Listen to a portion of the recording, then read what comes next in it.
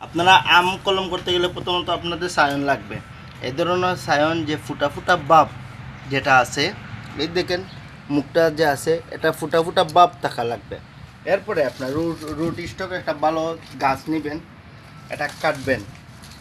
কাটার পরে 3/1 ভাগ, 3/1 ভাগ যতক্ষণ ফারসি, এই দেখেন যতক্ষণ ফারসি ঠিক ততক্ষণ সায়নটা ফার্ম।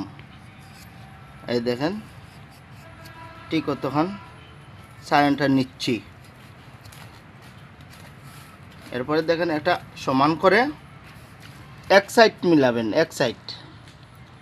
এই দেখেন এক সাইড মিলছে নি, এই দেখেন ই সাইডে বাড়তি, এই সাইড মিলাইছি আমি, এক সাইড মিলাইছি।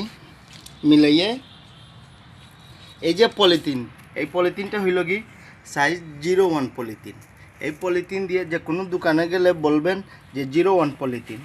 এই পলিথিন দিয়ে আপনারা ঠিক এভাবে পেঁচাবেন ভালো করে।